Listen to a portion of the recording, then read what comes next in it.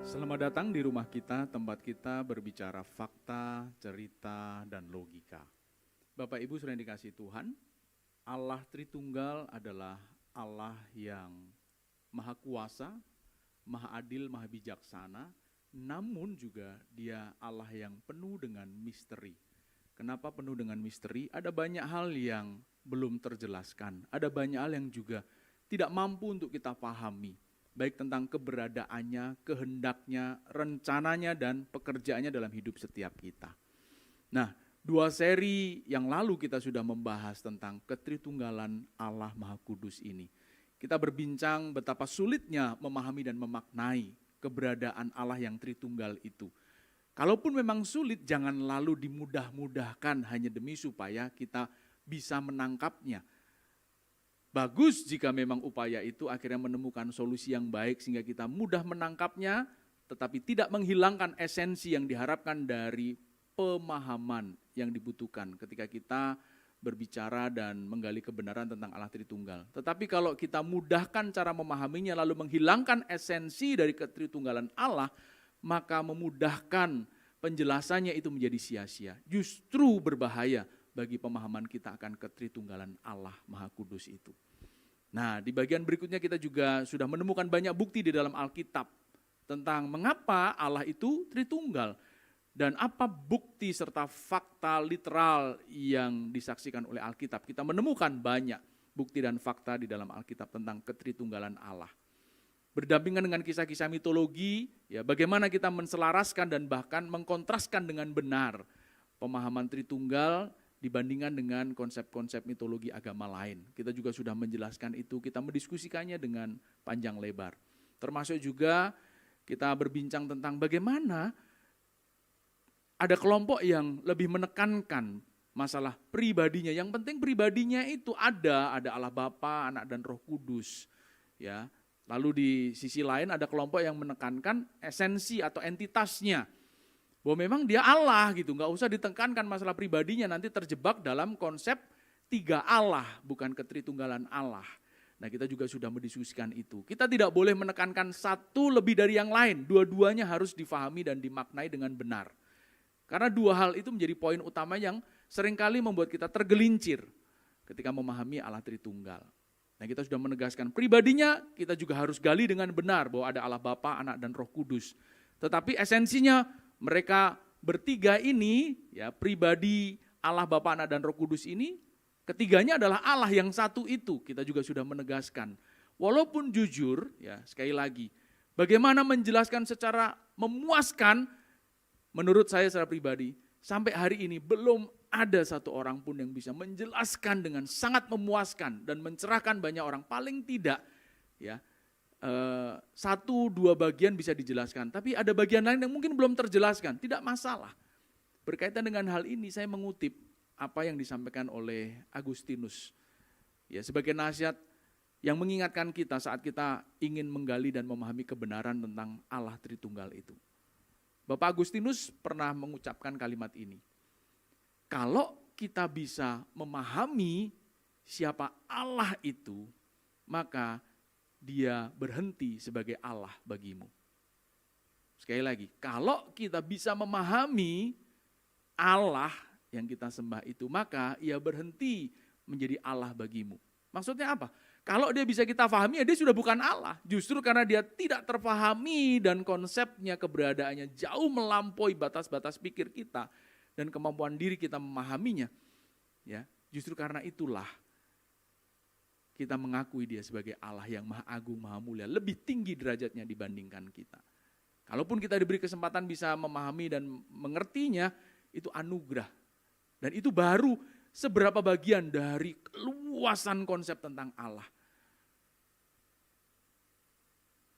Nah malam hari ini, ya sama dengan malam-malam yang sebelumnya, ya, kita ingin paling tidak mengajak umat Tuhan untuk bisa mendapatkan paling tidak sebagian ya dari konsep Tritunggal itu. Yang hari ini kita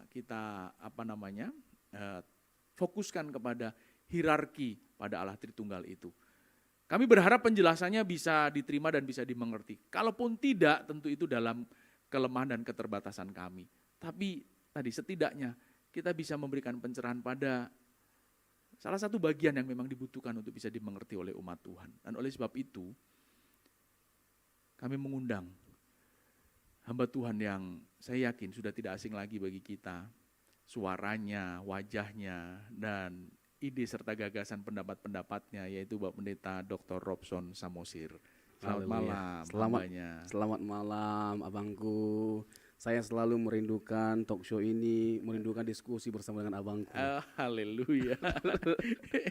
Ini bukan ngecap ya, ini sungguh serius ya, karena emang kalau kita diskusi asik ya. Asik, soalnya hangat. Dan Dan betul. Pasti mencerdaskan, mengedukasi setiap jemaat yang mendengarkan. Mencerdaskan kehidupan bangsa ya, dan kehidupan gereja lah ya. Meskipun tema kita selalu ngeri-ngeri sedap. Ngeri-ngeri sedap. Apalagi tema hari ini ya.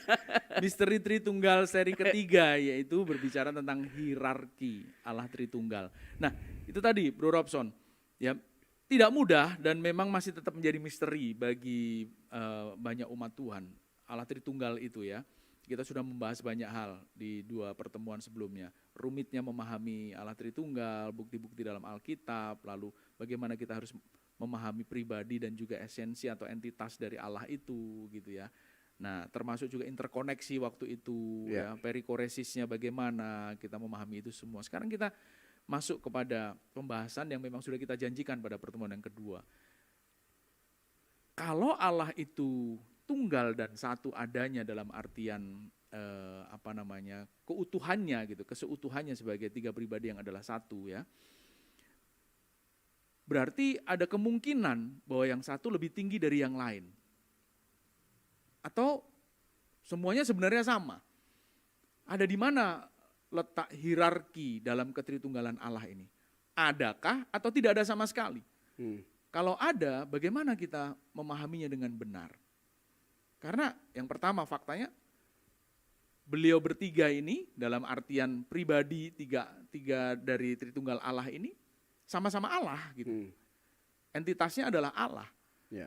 Kalau mereka punya hierarki berarti ada Allah yang lebih tinggi, ada Allah yang lebih rendah, demiurgos itu, atau bahkan ada yang sebenarnya tidak layak disebut sebagai Allah gitu. Kalau grade-nya sampai seperti itu. Itu yang pertama. Yang kedua, faktanya memang di dalam karya Allah Tritunggal itu dalam kehidupan umat manusia berbeda-beda. Kita walaupun tidak terjelaskan secara detail, tapi di benak kita sudah langsung terkonsep bahwa Allah Bapa itu sang pencipta. Ya toh, Allah Anak itu sang penebus. Roh Kudus penolong. Ya kan? Sudah langsung itu. Ada semacam grade gitu. Ya. Nah, bagaimana kita memahami ini, Bro Robson? Oke. Luar biasa ini, Bung ya. Tema kali ini memang salah satu hal yang menunjukkan memang ada kerumitan dalam Tritunggal. Tritunggal itu tadi. Udah lemes duluan kalau mau ngebahas sebenarnya. Iya kan, ini baru awal lu sudah langsung dihujani dengan pertanyaan-pertanyaan berat.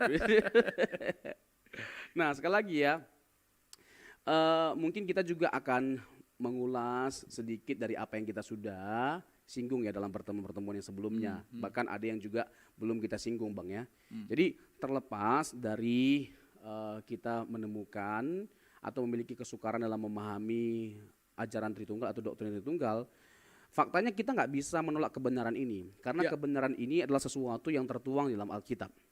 Tertulis di dalam Alkitab konsepnya. Kalau istilahnya sampai kapanpun kita nggak akan pernah menemukan. Tetapi kita tidak membangun doktrin atau teologi berdasarkan istilah, tapi konsep. Untuk apa ada istilahnya tapi nggak ada konsepnya. Jadi konsepnya begitu jelas, baik PL maupun PB. Tapi kalau saya boleh menggunakan istilah atau analogi, dalam PL Tritunggal itu masih dalam bentuk benih, tumbuh mekar dalam perjanjian baru. Atau dalam konteks PL masih dalam bayang-bayang. Dalam konteks PB sudah terang benderang. Nah, keesaan dan kejamakan pribadi Allah sudah terlihat kok dalam perjanjian lama. Ya, terkait dengan keesaan Allah, misalnya Ulangan 6 ayat 4, Shema Yisrael Adonai Eloheinu Adonai Echad, dan masih banyak lagi ayat-ayat yang menekankan keesaan atau kesatuan dari Allah yang esa itu. Sebenarnya kalau bicara tentang PL, paling banyak berbicara tentang keesaan Allah. He is the only one. Ya, dia satu-satunya Allah yang benar. Tidak ada Allah yang seperti Allah Yahweh itu gitu loh. Ya. PL itu lebih menekankan hal itu, tetapi bukan berarti dalam PL itu tidak ada unsur kejamakan pribadi Allah. Misalnya theophanic angel, ya, penampakan malaikat Tuhan. Ya. Dibedakan dengan Tuhan. Misalnya Mazmur pasal 45, Bang. Ini case yang kedua, ayat yang ke-7, ya, di mana Allah berkata, ya, tetapi tahtamu ya Allah. Nanti dikutip oleh penulis kitab Ibrani di Ibrani pasal yang ke-1 ayat yang ke-8. Tahtamu ya Allah. Jadi Allah berkata kepada Allah. Itu menunjukkan bahwa memang ada kejamakan pribadi dalam Allah yang Esa itu. Kita nggak bisa tafikkan gitu loh. Ya. Semua kebenaran ini tertuang dalam PL. Misalnya ada kata kita, misalnya di Kejadian 1 ayat 26, di Kejadian pasal yang ke-11, di Yesaya pasal yang ke-6 ayat 8. Ya. Itu banyak sekali bertaburan. Jadi kalaupun kita anti alergi dengan istilah tertunggal, tapi at least kita jangan anti terhadap apa yang dinyatakan oleh Alkitab. Faktanya Alkitab menekankan adanya keesaan dan kejamakan dari pribadi Allah. Jangan kita hanya mengedepankan atau menekankan salah satu di antara kedua ini. Nanti kita terjebak pada bidat. Misalnya hanya melihat keesaannya, nanti kita terjebak pada apa? Sabellianisme, modalisme, Jesus only. Kalau kita hanya menekankan kejamakannya, nanti kita terjebak pada bidat apa? Misalnya triteisme, politeisme. Jadi kita harus mengharmonisasikan seluruh teks, konteks dan kebenaran Alkitab, mengumpulkan seluruh data-data Alkitab, baru kita bisa menyimpulkan bahwa Allah yang benar, Allah yang disingkapkan oleh Alkitab itu adalah Allah yang Tritunggal. Itu nggak bisa disangkali, Bang. Iya. Nah, kita masuk kepada pertanyaan Abang terkait dengan subordinasi. Kalaupun kita meyakini adanya subordinasi, itu dalam pengertian apa? Ya. Tentu pertanyaan pertama yang perlu kita jawab adalah apakah benar ada hierarki atau subordinasi dalam ketritunggalan Allah? Jawabannya yes. Ada subordinasi, ada hierarki. Tetapi di sini termasuk kelompok Kristen itu banyak berbeda pendapat, Bang, ya. Ada perbedaan pandangan dan sekali lagi kita menegaskan kita adalah orang yang menghargai perbedaan yang ada, Bang. Dan kita bukan tipikal orang yang suka menyesat-nyesatkan orang gitu loh, hanya karena berbeda dengan kita. Dan perbedaan itu sebuah keniscayaan, sesuatu yang biasa, ya. Nah, kalau kita mengakui ada hierarki, ada subordinasi, dalam hal apa subordinasi itu? Nah, kalau kita mau langsung begini,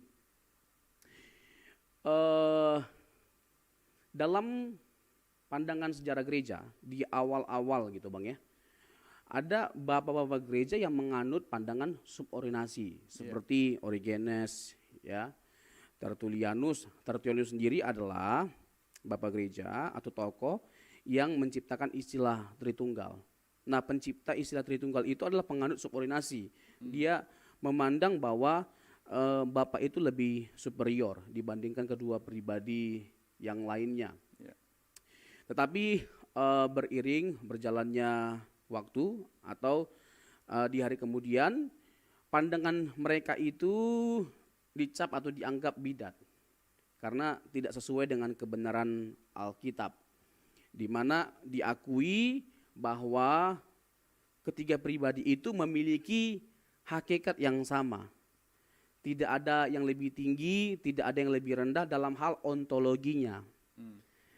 Tapi dalam hal ekonomi, ya, dalam hal tata laksananya seperti yang kita sudah bahas dalam pertemuan yang sebelumnya, ada gitu loh. Dalam hal ekonomi ada perbedaan hierarki, jelas kok. Banyak. Nah, nanti kita bahas, Bang. Banyak indikasi-indikasi dalam Alkitab yang menunjukkan bahwa benar Bapa itu lebih besar. Misalnya Bapa yang mengutus, ya, Yesus dan Roh Kudus keluar dari Bapa. Yesus menekankan bahwa Bapa lebih besar dari aku. Di Yohanes 14 ayat 14 ayat 28. Lalu di Yohanes pasal yang kelima, aku tidak bisa berbuat apa-apa dari diriku sendiri. Jadi kita bisa melihat bagaimana kebergantungan Yesus terhadap Bapa dalam konteks kemanusiaannya pada waktu itu. Dan masih banyak lagi ayat-ayat yang mengesankan, mengindikasikan bahwa benar, bahwa Bapa itu lebih besar daripada Anak dan Roh Kudus. Dan itu membuat kita mengakui dan berkesimpulan bahwa Benar, ada hierarki. Tapi pertanyaannya dalam hal apa? Nah ini yang kita akan jawab Bang. Jadi itu dalam hal ekonomi bukan ontologi. Dalam hal ekonomi itu terkait dengan apa? Terkait dengan ketika Yesus berinkarnasi atau menjelma menjadi manusia. Nanti kita ke sini Bang. Nah ada prinsip yang saya mau tekankan dulu untuk bisa memahami ontologi dan ekonomi secara sederhana. Ya saya bisa menggunakan satu analogi lah. Meskipun analogi itu tidak akan pernah bisa menggambarkan realita dengan sempurna. Namanya juga metafora. Jadi begini, yang namanya satu hakikat ini secara ontologi. Satu hakikat atau sehakikat itu nggak mungkin nggak setara, pasti setara. Kecuali hakikat yang berbeda, dua hakikat yang berbeda. Misalnya kita dengan binatang, itu dua hakikat yang berbeda. Dan otomatis pastilah ya kita juga bisa setuju dengan ini karena sesuai dengan kebenaran Alkitab bahwa kita hakikat manusia itu lebih tinggi dari semua hakikat apapun yang ada di dunia ini daripada binatang. Misalnya rusa sama kambing itu hakikatnya sama, tapi dua jenis yang berbeda, setara itu gitu loh. Nah kalau kita dengan binatang ya kita lebih tinggi daripada binatang karena dua hakikat yang berbeda. Tapi kalau Bapa, Putra, Roh Kudus itu memiliki hakikat yang sama, kita akui hakikatnya sama, maka kesimpulannya adalah secara ontologi dalam kekekalan itu setara, sehakikat setara gitu loh. Bukan hanya sekedar ko-eternal tapi ko-equal, koeksis, ko-eternal, ko-equal, koeksis, ada dengan sendirinya sama kekalnya dan setara hakikatnya. Jadi tidak ada yang lebih tinggi karena satu hakikat bukan hanya satu hakikat, tapi sama, hakikat yang sama dimiliki oleh ketiga pribadi ini. Tetapi bagaimana nanti kita menjawab pertanyaan terkait dengan ayat-ayat yang tadi gitu loh Bang. Bapa lebih besar daripada aku. Nah itu nanti bertaburan di Alkitab dan kita perlu strictly menjawab semua ayat-ayat itu. Termasuk ayat yang sederhana ya, Yohanes 4 ayat 34 saja menegaskan, makananku ialah melakukan kehendak Bapa dan menyelesaikan pekerjaannya. Ya. Nampak ada subordinasi di situ, bagaimana Yesus harus menyelesaikan kehendak Bapa, menyelesaikan pekerjaan Bapa itu di dalam kehidupannya sebagai penggenap atas tugas yang diberikan Bapa kepada dirinya gitu ya. Tadi juga termasuk Yohanes 14 ayat 28, Yohanes 15 ayat 26 juga ya, Roh Kudus keluar dari Bapa jika merujuk kepada pribadi Roh Kudus ya. Nah, memang tadi secara ontologi atau asal muasal itu kan memang setara, iya gitu. Dan fungsi itu menunjukkan adanya subordinasi. Kalau menurut ontologi iya setara, tetapi secara secara fungsi ada fungsi yang berbeda di situ. Nah, saat tadi Bro Robson memberikan sebuah analogi, kalau saya dengan Bro Robson itu sama, atau binatang harimau dengan jerapah misalkan itu juga sama, ontologinya sama, esensinya sama, atau entitasnya sama, dua-dua adalah binatang, kita adalah manusia begitu ya. Dan itu tidak bisa disangkali. Tetapi ketika kita berbicara ini, maka akan muncul itu sebuah pertanyaan yang berkaitan dengan unsur numerik, berarti memang ada 2 atau 3 Allah di situ. Ya. Nah itu tidak bisa dibohongi, itu sesuatu yang sampai hari ini tadi saya katakan belum terjawab. Bagaimana memaknai satunya Allah dan 3 pribadinya Allah di dalam satu itu gitu. Itu belum terjelaskan. Karena setiap kali kita menjelaskan akan muncul pertanyaan baru yang bukan mengusik tetapi berusaha mengkritisi atau mempertajam lagi. Bagaimana kita bisa memaknai tidak adanya hierarki lalu menghilangkan tidak hanya hierarki dalam artian ontologi tetapi lalu menghilangkan unsur lain yang muncul dari penjelasan itu atau pertanyaan lain yang muncul dari penjelasan itu bahwa unsur numerik itu ada akhirnya di situ. Ya. Atau matematis menjadi ada di situ. Berarti ada 3 Allah kalau begitu. Kalau analoginya adalah Bro Robson dengan saya, jerapah dengan harimau misalkan begitu. Berarti ada 2 nih. Atau kalaupun ada burung berarti ada 3 di sini gitu. Nah, di bagian itu menurut saya teologi pun belum mampu menjelaskan. Nah, bagaimana kita bisa menjawab ini, Bro Robson? Saya berharap kita bisa memberikan penjelasan yang paling tidak tadi mencerahkan. Walaupun belum bisa mengkuliti semuanya, tetapi paling tidak 1, 2, 3 kulitnya itu bisa kita buka dan kita kupas sehingga bisa kita suguhkan ke jemaat. Ya. Gimana, Bro Robson? Ini menarik sekali ya terkait dengan pertanyaan ini dan menjadi salah satu hal yang menjadi perdebatan ya krusial dan klasik sifatnya dari sejak awal gereja. Dalam perdebatan sejarah gereja, dalam konsili-konsili yang ada, ini termasuk yang diperdebatkan ketika Athanasius itu berdebat dengan Arius, juga itu terkait dengan itu ketika mengatakan bahwa sang anak itu adalah sehakikat ya dengan Bapa, berarti kita terjebak pada politeisme. Nah, ketika kita mengatakan itu pribadi yang berbeda, bagaimana mungkin dua pribadi yang berbeda itu adalah monoteisme? Ya. Gitu loh. Bagaimana tetap itu menjadi monoteisme? Nah, gini Bang, saya mungkin singgung dulu terkait dengan pergumulan dua tokoh, yaitu Arius dan Paulus. Pergumulannya sama Bang, tapi kesimpulannya yang berbeda. Kalau terkait dengan monoteisme, kita nggak ragukan kecakapan dan kelihayan atau kepakaran atau keahlian lah dari Rasul Paulus. Dia sangat pakar mengurai yang namanya doktrin monoteisme atau Taurat. Dia luar biasa. Tetapi kita bisa melihat bagaimana Paulus itu akhirnya menerima Yesus itu sebagai Allah di luar dari Allah yang benar. Yahweh. Yahweh. Dalam konsep Yudaism. Iya, dia nggak bisa tafikkan karena unsur-unsur yang ada pada Allah itu ada pada Yesus. Seperti dia memiliki kemuliaan. Ya, selanjutnya setelah dia mengalami perjumpaan dengan Yesus, dia mengalami pertumbuhan pengetahuan kan, pertumbuhan iman akan Yesus yang adalah Tuhan, dan kita bisa lihat ya pandangannya itu dalam teks-teks yang dia tulis, dalam tulisan-tulisannya. Misalnya 1 Korintus 8 ayat 6. Bagi kita hanya ada satu Allah dan satu Tuhan. Dia memahami bahwa tidak bisa ditafikkan, disangkali bahwa ada kejamakan pribadi Allah. Tetapi dengan dia menekankan kejamakan pribadi Allah, dia tidak mengorbankan keesaannya. Makanya ada satu Allah, satu Tuhan gitu loh Bang. Ya, betul, pada bagian itu tepat sekali. Namun itu dalam pandangan kacamata manusia atau umat Kristen pada umumnya gitu ya. Itu akhirnya menjadi sebuah konklusi yang terpaksa dilakukan atau terpaksa diungkapkan karena ada ketidakmampuan menjelaskan. Karena kalau boleh dikatakan Rasul Paulus pun juga tidak secara detail menjelaskan itu semua. Dalam penjelasannya lalu kemudian disimpulkan dalam artian hanya demi menegaskan. Kalau boleh menggunakan bahasa sederhana ini, udah nggak usah rumit. Percaya Allah itu hanya satu, Tuhan itu juga hanya ada satu gitu. Nah, namun pertanyaan itu muncul sebenarnya. Jadi satunya tapi bagaimana? Nah, sampai hari ini menurut saya di situ belum terjelaskan dengan clear begitu ya. Dan masih cukup banyak gitu ganjalan-ganjalan yang ada.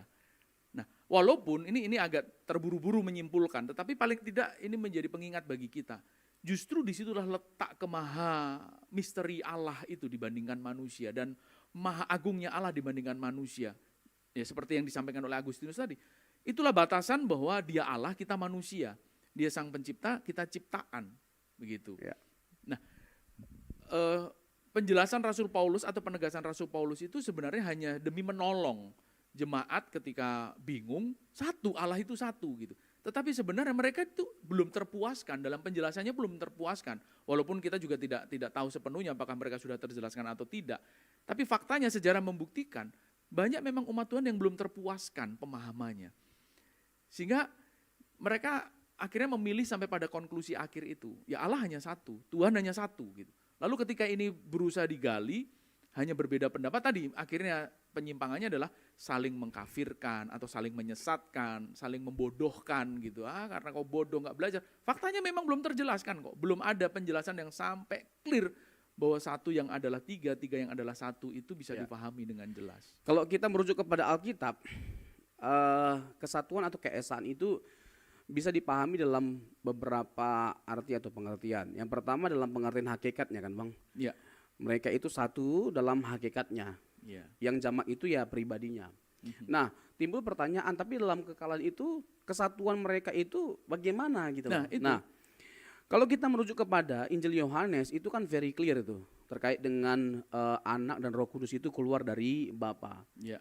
Berarti memang ada pada diri Bapa, Anak dan Roh Kudus itu.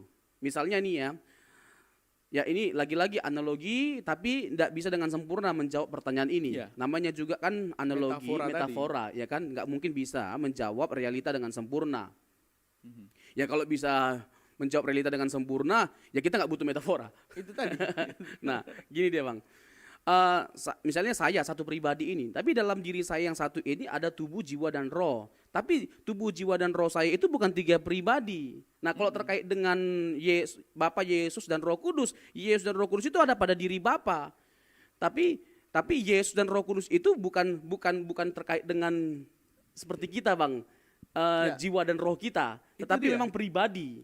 Karena jiwa dan roh kita itu bukan pribadi terpisah dengan diri kita gitu loh. Tapi kalau Bapa, Anak dan Roh Kudus itu adalah tiga pribadi yang dapat dibedakan tapi nggak bisa dipisahkan. Anak dan Roh Kudus itu ada pada Bapa dalam kekalan. Disitulah kita harus mengakui bahwa memang ada dimensi yang berbeda antara Allah, antara ketika kita menjelaskan Allah dengan ketika kita menjelaskan manusia. Dimensinya memang betul-betul berbeda. Tidak mungkin bisa kita jelaskan secara clear. Karena apa? Tidak ada prototipe fisik yang bisa menggambarkan bahwa Bapa itu letaknya di sini, lalu Anak itu letaknya di sini, Roh Kudus letaknya di sini, dan ketika kita melihat semuanya ini menjadi satu. Tidak ada itu. Bayangan fisiknya memang tidak ada. Nah, pada bagian itulah kita harus sadar bahwa dijelaskan seperti apapun, dia akan masih menjadi sebuah misteri yang akan muncul berulang kali ketika kita ingin menggali lagi, akan muncul misteri lagi, terus menggali lagi. Kalaupun kita bisa memahaminya, paling tidak baru beberapa persen dari konsep asli tentang Tritunggal Allah Maha Kudus itu. Ya. Gitu. Ya, mungkin gini Bang, betul kita harus membiarkan misteri itu menjadi sebuah misteri. Ulangan 29 ayat 29 yang tidak diungkapkan oleh Allah, ya jangan kita gali, jangan kita cari tahu. Kalau Alkitab itu abu-abu, ya kita abu-abu, jangan sampai kita lebih terang daripada Alkitab. Ya. Nah, ya kita harus menjelaskan apa adanya seperti yang teks nyatakan, Alkitab nyatakan, ungkapkan nah, itu. gitu loh. Misalnya terkait dengan dua hal yang saya tekankan tadi Bang, kesatuan atau keesaan Allah itu ada pada apa? Yang pertama pada hakikatnya, yang kedua pada diri Bapa. Jadi Anak dan Roh Kudus itu dalam kekalan itu ada pada diri Bapa. Sama seperti jiwa dan roh saya ada pada diri saya. Iya. Tapi jiwa dan roh saya itu bukan pribadi yang berbeda dengan diri saya. Itu satu bagian gitu loh. Tapi kalau Roh Kudus dan Anak itu dua pribadi yang berbeda dengan Bapa, tapi ada dalam diri Bapa. Gitu Bang. Nah, itu dia. Penjelasan itu pun kan masih menjadi sesuatu yang tadi terjelaskan dalam ide, Ya. tetapi belum terjelaskan dalam fakta. Ya. Fakta di situ dalam artian sesuatu yang bisa kita lihat, gitu. Nah, itulah yang menjadi handicap atau ganjalan atau hambatan untuk kita bisa embrace, bisa betul-betul menyerap itu sebagai sesuatu yang ini nih yang mencerahkan kita gitu. Nah, bayangan itu yang memang sulit, jembatannya apa itu yang memang belum bisa kita temukan. Ya, kalau kita mau pikir lebih lanjut, ya betul kata Abang yang sudah Abang tegaskan berulang-ulang kali. Banyak hal yang nggak bisa kita tembus gitu loh. Ketika kita mencoba untuk menggali lebih dalam, ketika teks hanya mengungkapkan sebagian, ya udah berhenti gitu loh. Jangan tembus sesuatu yang tidak disingkapkan gitu. Jangan paksakan diri kita untuk masuk gitu loh. Cukuplah bagi kita ya untuk menerima dan meyakini apa yang Tuhan sudah nyatakan bagi setiap kita. Yeah. It is enough. Karena lebih daripada itu nanti semua akan terang benderang kok ketika kita face to face dengan Tuhan di kekekalan gitu loh. Iya. Kenapa saya menegaskan ini? Ini menjadi kebingungan banyak anak Tuhan yang akhirnya justru memilih untuk meninggalkan Allah, meninggalkan Kristus sebagai Tuhan dan Juru Selamat kita. Hanya gara-gara tidak ada penjelasan yang membuat nalarnya, otaknya, kemampuan berpikirnya itu menjadi clear ketika memahami Tritunggal. Ya. Tadi kan muncul, pikiran-pikiran liar itu muncul. Ya, ternyata memang nggak bisa dijelaskan atau ternyata emang ada 3. Itu buktinya fungsinya saja berbeda. Ya. Ya toh? Berarti kan kalau fungsi berbeda sama seperti, kalau kita menggunakan analogi, sama seperti fungsi yang dimiliki oleh manusia yang berbeda-beda, ketika si bapak harus mengerjakan apa, si ibu mengerjakan apa, si anak mengerjakan apa, begitu ya.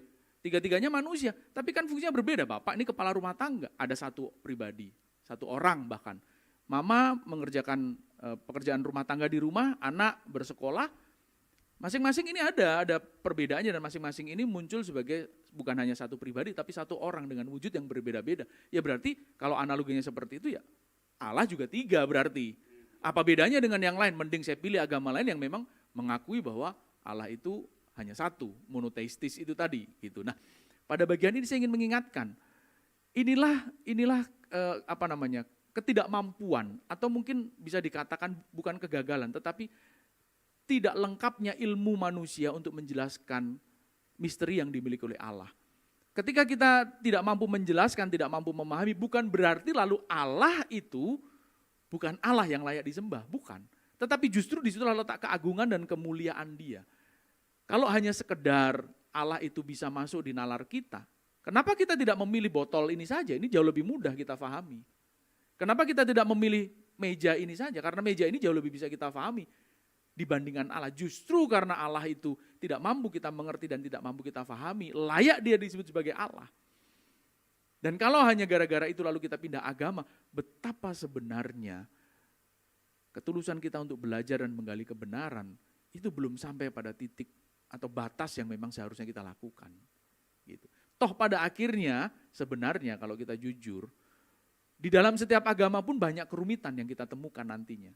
Apakah setelah kita pindah agama lalu menemukan kerumitan, lalu pindah lagi ke tempat lain? Kan naif itu. Gitu. Nah, terlebih lagi ketika kita sudah menemukan kebenaran di dalam kekristenan, ya, dan ini satu-satunya kebenaran yang bisa mencerahkan kita. Mari kita gali bersama-sama dengan tulus sampai kita menemukan kebenaran itu yang mencerahkan iman percaya kita, bukan hanya nalar kita. Gitu, Bro Rob. Ini menarik ya Bang, jadi saya jadi ingin menjelaskan prinsip-prinsip dasar supaya kita itu diteguhkan dengan apa yang kita yakini Bang. Secara khusus terkait dengan doktrin Tritunggal, dan ini puji Tuhan ya dibahas di rumah kita dan dibahas dalam beberapa seri. Begini, kita sudah ulas terkait dengan prinsip-prinsip memahami Allah Tritunggal dan itu penting bagi kita untuk kita note, garis bawahi, kita catat. Nah, masuk juga ke bagian yang terakhir yang Abang urai ya, terkait dengan jangan sampai kita ya meninggalkan kekristenan atau iman kita hanya karena ketidakmampuan kita memahami Tritunggal secara sepenuhnya. Karena kalau kita meninggalkan iman kita hanya karena alasan kita nggak bisa memahami doktrin Kristen atau doktrin Tritunggal secara khususnya secara sempurna, kita tinggalkan iman kita, itu sebuah kekonyolan. Kenapa itu sebuah kekonyolan? Karena gini prinsipnya, Allah yang benar itu adalah Allah yang disingkapkan dalam Alkitab.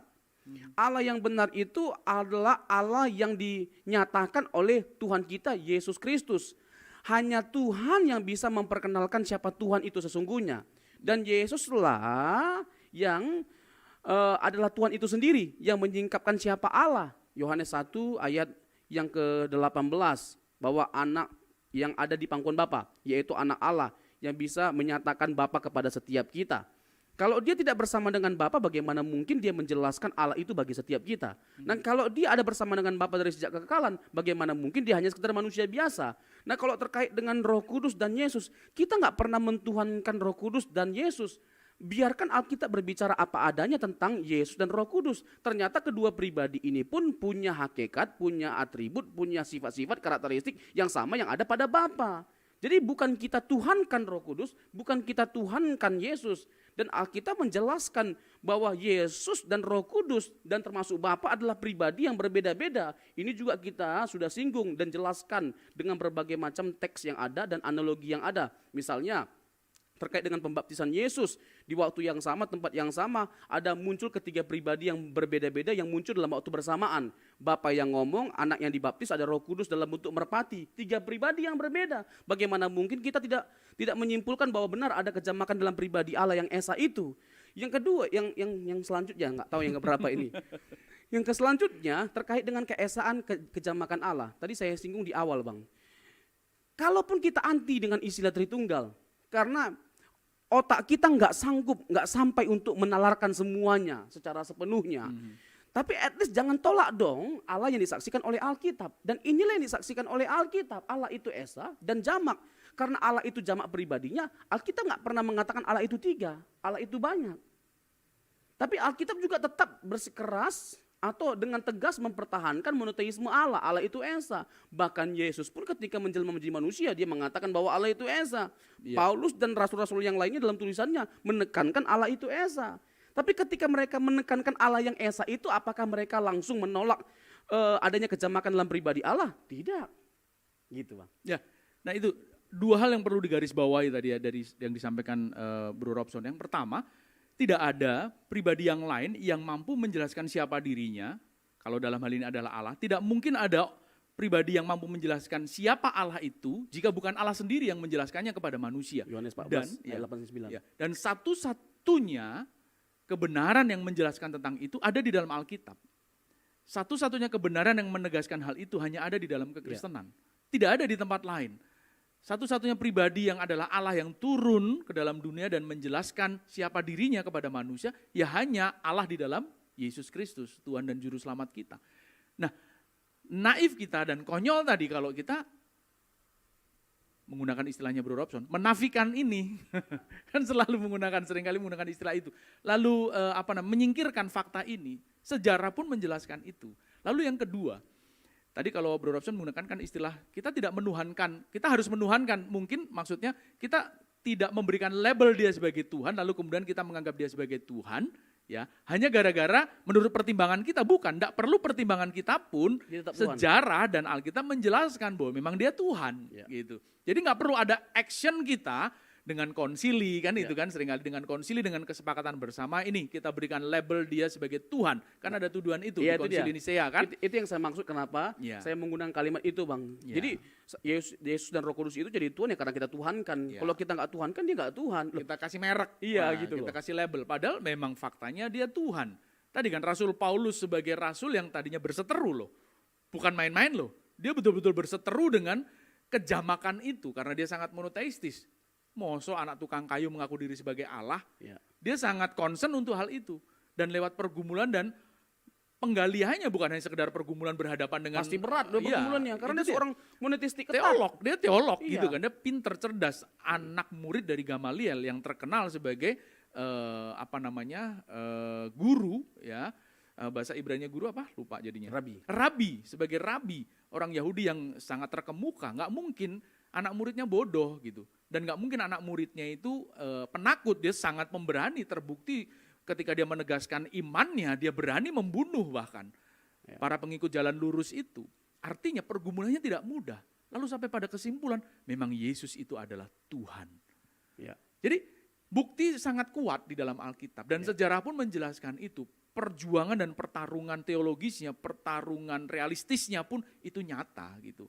Jadi kalau kita meninggalkan fakta dan bukti nyata itu, betapa naif kita, betapa konyol kita. Jaminan keselamatan ada di situ.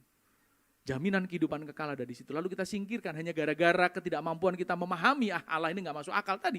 Mending kau sembah ini botol, lebih mudah menyembah itu. Dan kita sudah singgung juga dalam pertemuan yang sebelumnya Bang ya. Terkait dengan konteks hukum, dari sisi legal, yang namanya logis itu belum tentu benar. Itu dia. Yang benar sudah pasti logis. Tambah lagi, nah kalau untuk konteks iman Kristen, iman itu bukan hanya sekedar, Allah itu bukan hanya sekedar logis, tapi di luar logika. Ada sesuatu yang bisa dilogikakan, tapi ada yang harus kita akui gitu loh. Nggak bisa kita tangkap dengan logika. That's still a mystery. Tapi itu bukan tidak masuk akal, tapi di luar akal. Contoh, ya kita tadi baru diskusi Bang ya. Secara fisik kita tidak bisa menjelaskan itu. Secara fisik kita tidak memiliki gambarannya. Bukan berarti tidak ada kan, tapi di luar dari nalar kita. Itu bukan berarti itu tidak logis, itu logis. Dan bukan berarti itu tidak ada, itu ada. Tetapi di luar dari dimensi, di luar dari akal atau nalar kita atau kemampuan berpikir kita. Setuju. Tadi ya, diskusi kita sebelum acara ini.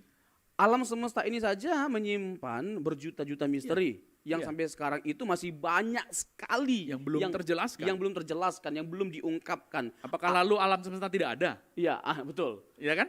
Faktanya alam semesta ada.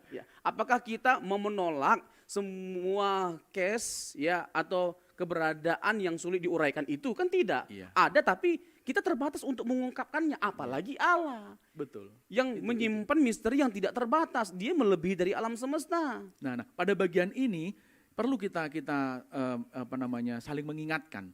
Betul, memang memahami Allah itu membutuhkan nalar dan logika kita. Iya, betul. Tetapi jangan lupa loh bahwa Allah itu juga menyentuh kita pada bagian terdalam dari batin kita, yaitu roh kita. Ya. Di roh itu ada bagian yang memang tidak bisa dijelaskan. Ginilah, tidak usah hal yang berkaitan dengan konsep Tritunggal. Peristiwa kehidupan kita, ada banyak hal di dalam peristiwa kehidupan kita yang tak terjelaskan juga loh.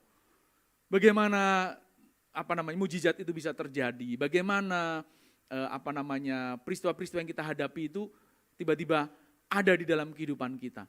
Sederhana sajalah, contoh yang paling gampang begitu ya.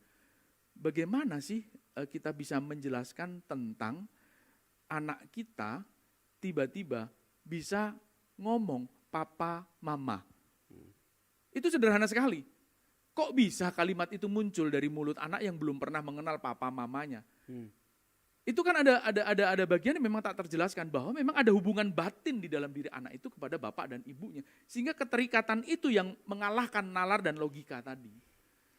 Memang dia belum cerdas, belum mengerti, tapi hubungan batinnya ada. Nah, adakah kita rela dan mau bahwa bagian itu juga penting loh ketika kita memahami Allah. Seorang bayi itu nggak ngerti, nggak kenal sebenarnya. Tetapi secara batin, secara logika dia nggak kenal. Tapi secara batin dia tahu, ini bapakku, ini mamaku. Walaupun tidak semua bayi bisa mengucapkan papa, mama gitu. Tapi lama-kelamaan kita akan menemukan hubungan batin yang kuat antara seorang anak dengan seorang bapak, dengan seorang ibu.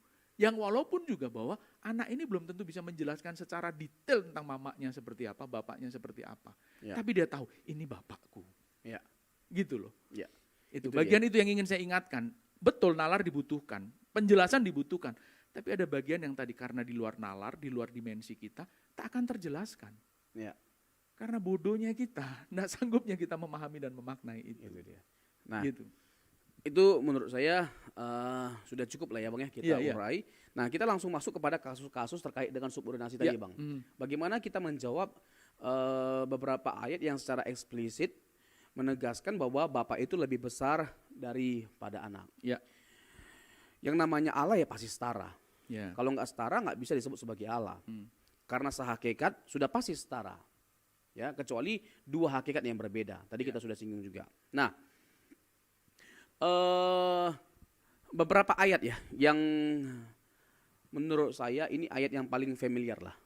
Ya, ayat yang dianggap paling kuat berbicara tentang hierarki dalam Tritunggal atau subordinasi antara bapa dan anak secara khususnya. Misalnya nih Bang ya, Yohanes 14 ayat 28, Bapa lebih besar daripada aku. Kalau kita nggak setuju ya bahwa benar ada hierarki atau subordinasi dalam ketritunggalan, bagaimana kita menjawab ayat ini? Nah begini, tadi kita sudah urai, tegaskan dari awal dan akhirnya kita menjelaskan dengan panjang lebar.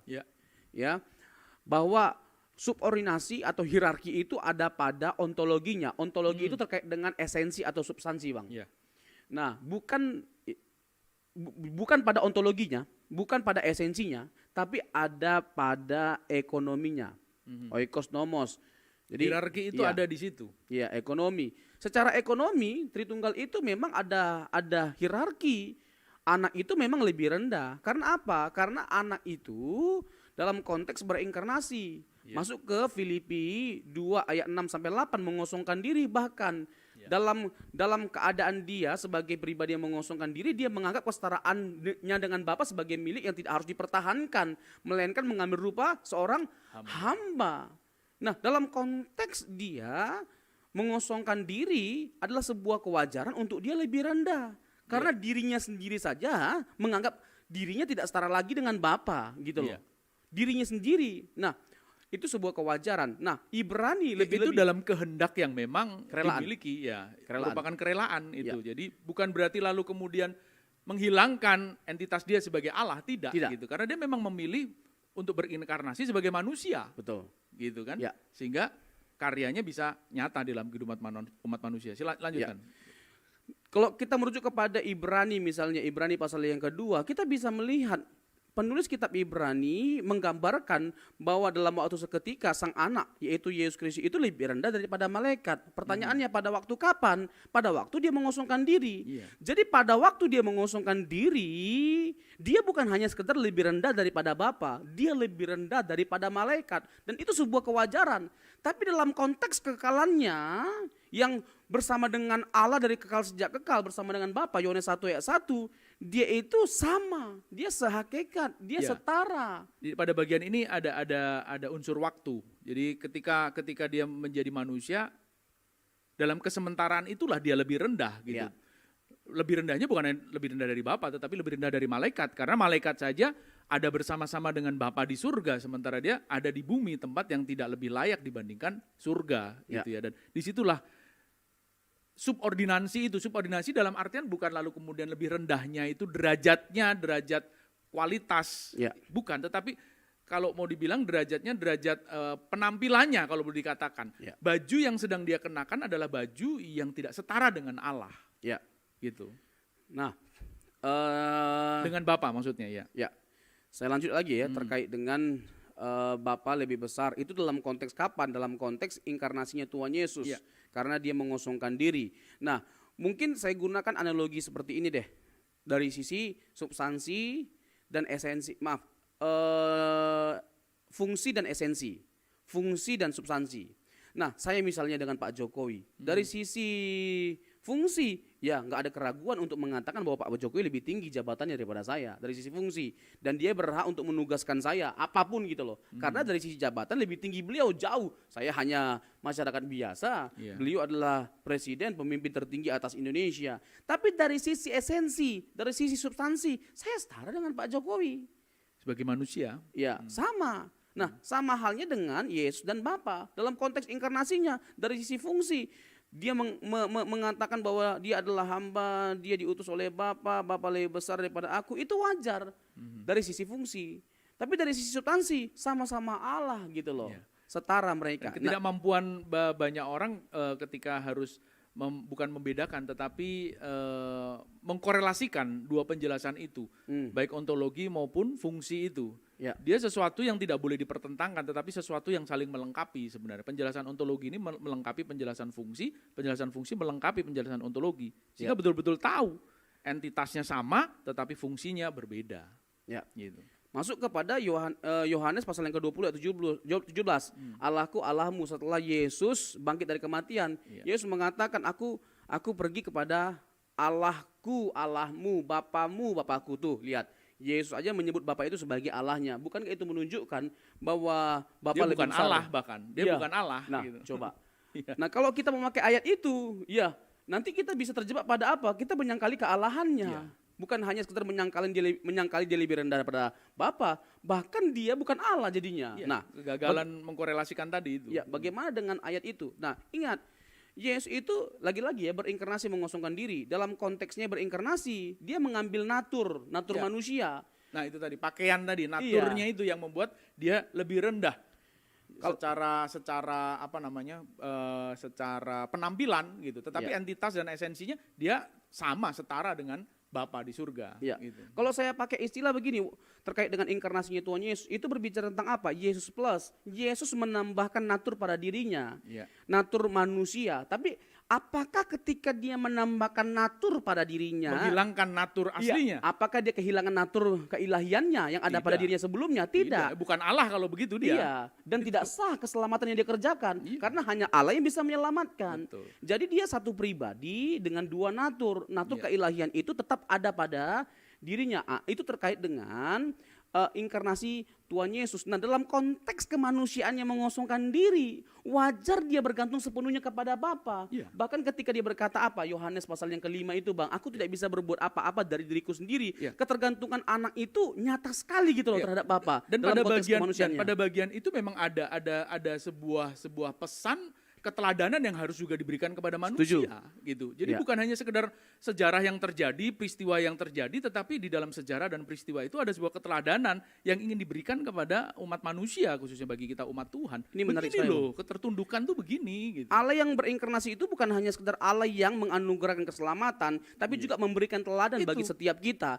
Dan ini berkat yang gak kalah agungnya dengan keselamatan yang kita terima. Karena apa? 1 Yohanes 2 ayat 6, barang siapa mengaku mengenal dia, ia wajib hidup sama seperti Yesus hidup. Itu yang membuat kita bisa menyanyi lagu ini, ya Tuhan tiap jam,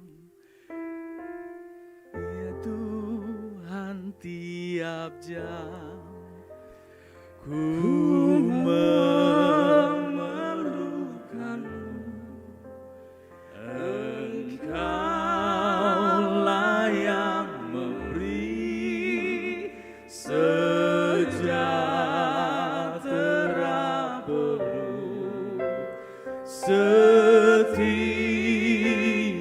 jam, ya Tuhan, Dikau ku perlukan, ku datang Juru Selamat, berkatilah.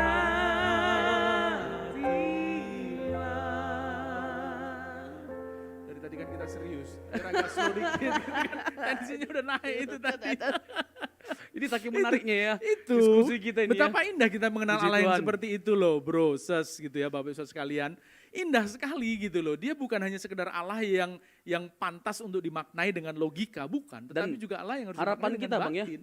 jangan berhenti meninggalkan iman kita Itu. hanya karena doktrin Tritunggal itu nggak masuk akal. Betul. Mari dengarkan semua sesi yang kita sudah bahas dalam program rumah kita Iya. ini. Dan gali kebenaran itu secara pribadi, temukan itu, jawabannya ada. Tapi jangan hanya sekedar menggunakan nalar logika manusiawi kita, rasio jasmani kita, tapi juga gunakan nalar dan rasio batin kita ini loh. Karena di situ gabungan dari keduanya menghasilkan pemahaman yang dalam gitu, pemahaman yang hakiki, yang menyentuh bukan hanya tadi nalar kita tetapi juga menyentuh batin kita. Kan itu manusia unsur utamanya. Ya kan, jangan sampai hanya gara-gara nggak masuk di akal, tapi padahal masuk di batin, kita tolak, jangan. Karena kalau nggak masuk di akal, jangan-jangan batin ini melengkapi. Itu tadi, ada hal yang kurang, kita cari kelengkapannya di mana, ternyata batin yang menegaskan itu. Peristiwa-peristiwa hidup kita ini kan banyak menceritakan tentang bagaimana Allah yang maha dahsyat dan luar biasa itu. Sehingga tadi, ya Tuhan tiap jam, ku memerlukan, Engkau yang memberi sejahtera penuh. Ya, luar biasa Allah kita itu. Dia. Pokoknya dia memberikan paket komplit berkat itu ya. Amin. Dan bukan hanya komplit tapi sempurna.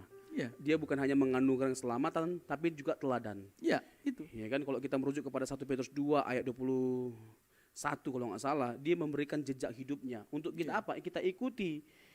Itu tadi apa, Bro Robson bilang, ini yang menarik Bang. Yang menarik yang mana nih? Apa yang ingin dijelaskan tadi? Oh gini Bang, Gimana? terkait dengan tadi, kalau kita menganggap bahwa dia jadi tidak setara dengan Bapa hanya karena anak menyebut Bapa itu sebagai Allahnya dia. Loh, di konteks lain, di case lain, Bapa juga menyebut Yesus sebagai Allah. Mazmur pasal 45 ayat 6 atau ayat 7 ya. Karena di online sama fisik beda. Tahtamu kepunyaan Allah, tetap untuk seterusnya dan selamanya, dan tongkat kerajaanmu adalah tongkat kebenaran. Allah berkata kepada Allah. Ini kaum monoteisme ketat secara Yahudi yang percaya Allah itu satu hakikat, satu pribadi, bergumul ini memahami ayat ini. Betul. Termasuk kaum Sabellianisme atau Modalisme atau Jesus only, bahwa Allah itu satu pribadi dengan 3 penampakan, hanya satu pribadinya. Ini bagaimana? Ini Allah ngomong loh sama Allah. Dikutip oleh penulis kitab Ibrani dalam Ibrani pasal yang pertama ayat yang ke-8. Ibrani 1 ayat 8 dikatakan demikian. Tetapi tentang anak ia berkata, tahtamu ya Allah tetap untuk seterusnya dan selamanya, dan tongkat kerajaanmu adalah tongkat kebenaran. Nah, Bapa menyebut anak itu adalah Allahnya. Ya. Nah, apakah hanya karena Yesus menyebut Bapa sebagai Allah, lalu dia jadi di bawahnya Bapa dari sisi hakikat, keilahiannya? Tentu tidak. Dan kita juga harus memahami konteksnya. Konteksnya dia sedang berinkarnasi, mengosongkan dirinya. Dalam segala hal dia disamakan dengan manusia. Ibrani pasal yang ke-5 ayat 7 dan 8. Dalam segala hal dia disamakan dengan manusia. It is very clear. Dia memberi teladan. Bagaimana kita sebagai manusia bergantung sepenuhnya kepada Bapa. Yesus aja gitu loh menunjukkan teladan itu, apalagi kita. Iya, itu dia. Gitu loh Bang. Itu betapa indah. Itu tadi paket komplit gitu loh. Yang belum tentu kita bisa temukan di iman dan kepercayaan yang lain. Betapa maha dahsyat Allah yang ada di surga itu, lalu dalam kerendahan hatinya rela turun menjadi manusia, memperkenalkan dirinya dalam segala keberadaannya, bahkan juga siap untuk dibully kan gitu kan, siap untuk dikomentari, bahkan siap untuk dinegasikan kealahannya oleh manusia yang menciptakan salah satu bagian dari isi alam semesta ini saja belum bisa, sudah langsung menganggap bahwa Allah itu nggak ada. Sudah langsung menganggap, Yesus itu bukan Allah, siapa kau? Gitu kan, siapa dirimu itu? Fahamannya baru setitik noktah dari apa yang ada di dalam Alkitab, belum keseutuhannya. Nah, bukan berarti lalu kita juga sudah lebih paham, tidak. Justru proses ini menjadi proses yang membuat kami semakin belajar, semakin menggali kebenaran itu. Supaya ketika kita menjelaskannya pun bisa komplit gitu. Sesuai dengan kapasitas yang kita miliki. Gitu. Ya. Jemaat atau umat Tuhan bisa menangkap bagian-bagian kebenaran yang dibutuhkan untuk ditangkap, dimengerti, dan difahami. Ayo ikuti terus, rumah kita ini tiap temanya, tiap program acaranya itu menarik dan memberikan pencerahan bagi umat Tuhan. Dan kalau Bapak Saudara juga rindu untuk hadir secara onsite di GSKI Slipi, ya kami beribadah di Rukan Taman Meruya Ilir, Blok M nomor 75, satu komplek dengan kantor Cimori, ya itu di daerah Meruya di pinggir tol, ya sisi tol Meruya, kalau sisi tol sebelah sana di Puri Indah, kita di sisi tol Meruya. Setiap pukul 7 hari Minggu boleh hadir, kita beribadah bersama-sama, kita belajar bersama-sama akan kebenaran firman Tuhan, gitu Bro Robson. Kalau memang belum belajar ya belajar, ya. Dan kalau belajarnya belum sungguh-sungguh ya ayo belajar sungguh-sungguh supaya cerdas pikir dan cerdas batin juga, gitu. Ini masih ada waktu Bang ya? Ada dua ayat lagi. Ya. Dua ayat lagi terkait dengan ayat-ayat utama yang sering dipakai dan dianggap sebagai landasan terkuat untuk menunjukkan adanya hierarki atau subordinasi. Tapi yang bagi kita itu disalahpahami. Ya, artinya Kolose 1 ayat 15 Bang. Ia adalah gambar Allah yang tidak kelihatan, yang sulung lebih utama dari segala yang diciptakan. Nah, ayat ini ayat favoritnya Saksi Yehova atau Arius untuk menunjukkan bahwa Yesus itu tidak memiliki hakikat yang sama dengan Bapa dan diciptakan. Nah, pertanyaannya apakah benar demikian? Nah, kata yang sulung di garis bawahi itu menjadi kata ya yang menegaskan keyakinan mereka. Nah, apakah kata yang sulung itu menunjukkan bahwa Yesus itu lebih rendah daripada Bapa? Apakah kata yang sulung itu menunjukkan bahwa Yesus itu diciptakan? Tentu jawabannya tidak. Karena apa? Dalam bahasa asli kata prototokos itu tidak ada kaitannya dengan bilangan atau matematika. Bukan dalam pengertian pertama dari sisi matematika, tapi quality, kedudukan. Dalam pengertian apa? Keunggulan, superioritas Yesus dibandingkan semua ciptaan yang ada. Dia melebihi dari semua ciptaan yang ada. Dia lebih unggul dari semua ciptaan yang ada. Jadi ciptaan yang ada itu nggak bisa dibandingkan dengan dirinya. Dia mengatasi semuanya itu. Bahkan bukan mengatasi semuanya itu. Penulis surat Kolose yang adalah Paulus itu menegaskan bahwa Yesus itu adalah pencipta. Dia bukan hanya sekedar melebihi dari semua ciptaan yang ada, tetapi justru dia juga yang menciptakan semua yang ada. Jadi prototokos itu jangan diartikan dalam pengertian yang pertama dia diciptakan. Dan memang sayangnya ketika memaknai ayat ini dilepas dari keseluruhan konteks kitab maupun keseluruhan konteks Alkitab. Gitu, sehingga membuat konsep-konsep lain yang memperkaya pemahaman dari ayat ini menjadi hilang gitu. Jadi prototokos di situ hanya dianggap sebagai sulung ya yang pertama saja. Pertama dalam artian apa? Seringkali kan hanya bicara pertama dalam artian urutan gitu, bukan kualitas gitu kan. Kalau kualitas itu justru memang itulah yang dimaksudkan, kualitas teksnya. Di situ karena kalau merujuk kepada konteks kitab dan konteks Alkitab secara keseluruhan, kualitaslah yang dimaksudkan di situ. Keunggulannya, kemahaannya, kealahannya juga dan keberadaannya sebagai ciptaan yang kualitasnya lebih tinggi dibandingkan ciptaan manapun juga. Itu sebenarnya. Namun sayangnya tercerabut pemahaman itu dari konteks keseluruhan kitab dan Alkitab gitu. Ya, ini menarik kata teks dan konteks. Kita nggak boleh melepaskan teks dari konteksnya. Nah, kalau kita selektif pada konteksnya, akan terjawab bahwa kata prototokos itu tidak ada hubungannya dengan urutan atau matematika atau bilangan. Contoh nih ya Bang ya, ayat yang ke-18 jadi gugur nih kalau kita ngotot atau memaksa nih. Prototokos itu dalam pengertian matematika yang pertama atau urutan. Ayat 18 masih di pasal yang pertama, di konteks yang sama. Ialah kepala tubuh yaitu jemaat, ialah yang sulung. Yang pertama bangkit dari antara orang mati sehingga ia yang lebih utama dalam segala sesuatu. Kata yang sulung prototokos, pertanyaannya. Apakah benar dari sisi urutan ya matematika atau bilangan, apakah benar Yesus yang pertama kali bangkit? Ada nggak tokoh sebelum Yesus yang pernah bangkit dari kematian? Tentu ada. Lazarus. anak muda Nain dan muda sebagainya Nain. macamnya. Banyak sekali tokoh-tokoh baik PL maupun PB yang mengkisahkan yang pernah bangkit dari kematian. Nah, tentu aneh rasanya kalau yang sulung itu dikaitkan dengan urutan atau matematika. Ya, Nah, dan kalau kata-kata yang utama di situ ditambahkan pada Ya. bagian berikutnya itu. Di situ kan menjelaskan bahwa bukan urutan di Tapi situ, quality. tetapi kualitas. Nah, itu dia. Quality in what gitu loh, keistimewaannya, keunggulan Yesus gitu loh. Nah, kalau kita bicara tentang prototokos terkait dengan kebangkitan Yesus, keunggulannya di mana? Nah, tidak ada satupun tokoh yang ketika bangkit dari kematian terus tidak mati lagi. Itu hanya Yesus. Makanya nanti Paulus singgung terkait dengan Filipi pasal yang ketiga, ayat 20-21, bahwa tubuh kebangkitan kita seperti Yesus. Ketika itu- bangkit tidak mati ingin lagi. saya tambahkan Iya. gitu. Bahwa kebangkitannya satu tadi tidak mati lagi, tetapi kebangkitannya Model. adalah ketika dia sudah mengenakan tubuh kemuliaan, tidak ada dan belum pernah ada sebelum Yesus selain Yesus yang pertama. Iya. Gitu. Jadi in quality, jadi terkait dengan keunggulan dan keistimewaan dari Tuhan Yesus dibandingkan semua ciptaan yang ada. Emang luar biasa ya. Nggak selesai-selesai kita ngebahas ini. Kalau satu ayat lagi gimana Bang? Satu boleh, ayat lagi. boleh. Ini ayat terakhir ini Bapak. Terakhir dari yang terakhir. 1 Korintus 11 ya, ayat 3. Nah ini termasuk ayat yang dianggap paling kuat. Tetapi aku mau supaya kamu mengetahui hari ini, yaitu kepala dari tiap laki-laki ialah Kristus. Kepala dari perempuan ialah laki-laki dan kepala dari Kristus ialah Allah. Kepala dari perempuan adalah laki-laki, kepala dari laki-laki adalah Kristus. Nah, kepala dari Kristus siapa? Allah. Tuh kan Pak, jelas. Bapak lebih besar. Bapak itu kepalanya Kristus, jangan main-main. Ya, itulah dia. Wah. Memang melepaskan teks dari konteks itu selalu begitu. Itu ya. dia. Ini konteks yang digunakan oleh Rasul Paulus ini adalah konteks keluarga. Dalam konteks keluarga, in function, dalam pengertian fungsi, memang bapak atau suami itu kepala. Tapi in esensi, in essence, setara kok. Ya. Laki-laki dan perempuan itu setara. Dan Paulus jelaskan kok dalam konteks tulisannya yang lain, betul. bahwa laki-laki dan perempuan itu sama di hadapan Allah.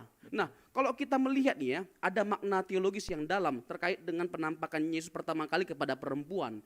Sebenarnya dalam konteks budaya Yahudi, perempuan itu tidak dianggap, Betul. kesaksiannya nggak dianggap, pokoknya di nomor 2 kan. Nomor 500 bahkan. Bukan cuma nomor 2. Menjadi sebuah pertanyaan, kalau memang tidak dianggap, bahkan kesaksian mereka pun nggak didengarkan, kenapa Tuhan Yesus pertama kali menampakkan diri kepada wanita, kepada perempuan? Karena apa? Karena Yesus tidak menaruh adanya perbedaan atau diskriminasi Iya. antara laki-laki dan perempuan. Lihat betapa luas singgungan-singgungan kita, irisan-irisan kita dengan konsep-konsep yang lain gitu, yang Iya. memperkaya kita gitu. Nah, bayangkan sebegini kaya pemahaman konsep Tritunggal itu, lalu kemudian penjelasannya yang ternyata menyinggung juga banyak hal yang lain, lalu kemudian kita hanya comot satu bagian, lalu kemudian kita maknai sesuai dengan apa yang kita harapkan, lalu kita simpulkan gitu. Kita masukkan pikiran Kita masukkan pikiran exegesis. exegesis gitu, dan lebih konyol lagi, kita merasa kesimpulan kita ini yang paling benar begitu. Kan kayak kita ini hidup sendirian di dunia ini gitu. Makanya. Padahal kan ada banyak orang yang punya kekayaan cara berpikir, bahkan tidak usah banyak manusia, banyak tulisan-tulisan di dalam Alkitab, teks di dalam Alkitab sendiri yang memperkaya setiap pemahaman itu. Nah, Itu akan memberikan kesimpulan kita menjadi lebih bijaksana dan lebih dewasa. disinilah hebatnya setan, Bang. Itu dia. Ada dua hal nih ya. Pertama, itulah hebatnya setan. Yang pertama, kalau dia tidak berhasil membuat kita jadi orang yang paling jahat, dia berhasil membuat kita jadi orang yang merasa diri paling benar dan semuanya salah. Tidak ada orang yang seperti dia pandangannya, ketajaman, kedalaman pandangannya. Itu. Kita dibuatnya merasa diri paling benar dan semuanya salah. Dan pemahaman kita paling benar itu berkaitan dengan kebenaran itu. Iya. Betapa ngeri itu. Orang yang belajar kebenaran tapi merasa diri paling benar. Padahal dengan Bener nggak itu? itu makanya Bang, padahal dengan demikian yang ada kesimpulannya adalah Sangat subjektif. betapa kita memandang Allah itu miskin, betapa miskinnya Allah kita Iya. pandang pada akhirnya. Itu dia. Dia Padahal betapa kaya tadi tulisan di dalam Alkitab, iya, ya toh, yang itu mewakili sebenarnya satu penulis tunggal, yaitu Allah sendiri gitu. Iya. Tetapi betapa maha dahsyatnya Allah ketika menuliskan pun menghargai nih pendapat para penulis Alkitab yang berlatar belakang dari keberbagian latar belakang yang aneh-aneh, tapi bisa memperkaya itu dan memberikan benang merah yang luar biasa dalam ketika Makanya. kita belajar. Yang kedua, betapa terbatasnya Allah. Selain betapa miskinnya Allah, betapa terbatasnya Allah. Manusia itu bermiliar-miliar. Lalu dia hanya menganugerahkan kebenaran hanya pada satu orang. Pemilik kebenaran hanya satu orang. Kan betapa miskin dan terbatasnya Allah. Cara Allah merangkul, menggapai semuanya. Terbatas sekali terkesan. Itu kalau saya menggunakan istilahnya Gus Miftah, seorang tokoh muslim yang juga sangat moderat, penggaliannya. Itu orang-orang yang begitu tuh biasanya kopinya kurang hitam. Mainnya kurang jauh. Ya, atau bergaulnya kurang jauh ya. Seperti kata ledem burung ya. Nah itu harusnya kita tidak seperti itu. Ya. Bagaimana kita harus memperluas cara berpikir kita dan merelakan kekayaan kebenaran Tuhan itu datang dari banyak orang. Datang dari banyak kebenaran, datang dari banyak penjelasan. Akhirnya membuat kesimpulan kita menjadi kesimpulan yang firm gitu, bukan kesimpulan yang ambigu, mudah jelas. Ditiup angin gitu. Ini sebenarnya kita pengen melanjutkan sampai jam 12 malam gitu sebenarnya. Dikit lagi, dikit lagi. Pokoknya dikit-dikit terus ini, Bang. Ujung-ujungnya 2 jam, Bang.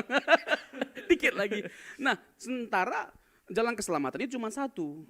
Ya kan? Jalan keselamatan cuma satu. Tapi penerima keselamatan itu semua manusia dong, yang pada akhirnya meresponi panggilan Kristus. Ya kan, kalau terkait dengan jalan keselamatan ya itu satu. Tapi kalau yang mengerti kebenaran ya banyak dong. Iya. Gitu loh. Dan disitulah tadi menunjukkan betapa maha kayanya Allah, dan maha bijaksananya Allah gitu. Tidak rendah dia itu, nggak konyol ketika beliau menjelaskan keberadaan dirinya, gitu. Dan harusnya kita bisa paling tidak secerdas itulah cara berpikirnya gitu. Ini yang terakhir terkait dengan bidangnya Abang. Kalau dalam hal hermeneutika nanti Abang bisa tambah. Dalam hermeneutika kalau kita membangun sebuah doktrin atau teologi itu bukan hanya sola scriptura, tapi juga tota scriptura. Bagaimana kita membangun sebuah ajaran bukan hanya pada satu teks, satu konteks, tapi seluruh teks, seluruh konteks, seluruh kitab. Jangan hanya pada satu teks lalu kita bangun dan membenarkan pandangan kita. Exegesis jadinya. Tapi kita harus exegesis, melihat satu teks dan melihat keseluruhan teks dan konteks secara whole. Keluarkan itu semua kebenaran yang bisa Data-data kita yang temukan ada dalam Alkitab. Dan itu indah, akhirnya tadi membuat kita nggak bodoh. Walaupun kita punya gelar, kita bisa menjadi bodoh karena kita menganggap bahwa pendapat kita yang paling benar gitu. Tapi akan semakin indah dan semakin cerdas ketika kita memberikan peluang untuk Alkitab berbicara semakin banyak dan sebanyak-banyaknya kepada kita. Dan Alkitab pun juga menyadari dalam artian tulisannya, menyadari keterbatasan tulisan yang dituangkan di dalamnya. Tuhan juga mengizinkan itu bisa dijelaskan oleh banyak orang yang ada di sekitar kita. Bapak-bapak gereja, tokoh-tokoh teologi, bapak-bapak iman kita yang juga menjelaskan itu secara luar biasa. Banyak itu. Dan saya yakin kalau satu-satu kita sebutkan gak selesai-selesai kita. Yang jelas banyak. Kata kuncinya adalah kerelaan untuk mau belajar dan terus menggali kebenaran. Dan yang kedua adalah ketulusan untuk menggali kebenaran itu seturut dengan kehendak Tuhan, bukan mau-maunya kita. Tetapi sesuai dengan kehendak Tuhan, kita akan menemukan itu benang merahnya dan menemukan endingnya itu membuat kita semakin dewasa, bukan semakin sombong, bukan semakin arogan dan merasa diri paling benar, tetapi merasa diri justru semakin belum benar di hadapan Tuhan dan mau belajar benar. Amin. Ada kalimat terakhir sedikit lagi. Kalau mau dijelaskan materinya masih banyak Mas sebenarnya. Tapi udahlah. Jadi gini Bapak Ibu, kita terkagum dengan Allah kita. Relasi persekutuan, karya, pekerjaan dari Allah Tritunggal itu begitu sempurna, keharmonisannya begitu sempurna, padahal berbeda-beda pribadinya. Kita takjub gitu loh dengan Allah Tritunggal, Allah yang kita sembah, Allah yang benar itu. Ya demikian juga dengan kita. Perbedaan itu sebuah keniscayaan dimanapun ada perbedaan. Di tengah anggota keluarga kita, dimulai dari keluarga kita dan gereja kita atau dimanapun di bangsa kita apalagi, kita menemukan perbedaan yang begitu nyata. Tapi kita merujuk kepada Allah yang Tritunggal itu. Meskipun kita berbeda, tetap kita bisa harmonis, memiliki relasi yang baik, bisa kita bekerja sama. Inilah keindahan yang bisa kita petik dari doktrin Allah yang Tritunggal, Allah kita. Dia berbeda-beda pribadinya, tapi tetap harmonis. Itulah togetherness itu, kebersamaan. Itu yang membuat kita tetap solid, berjuang dalam kebenaran. Amin. Baik, Bapak Saudara dikasih Tuhan, itu yang rindu kami bagikan. Dan itu yang membuat kita rela sujud di altar Tuhan dengan tulus. mengakui Dia Allah dan Tuhan, Juru Selamat kehidupan kita dari kekal sampai kekal.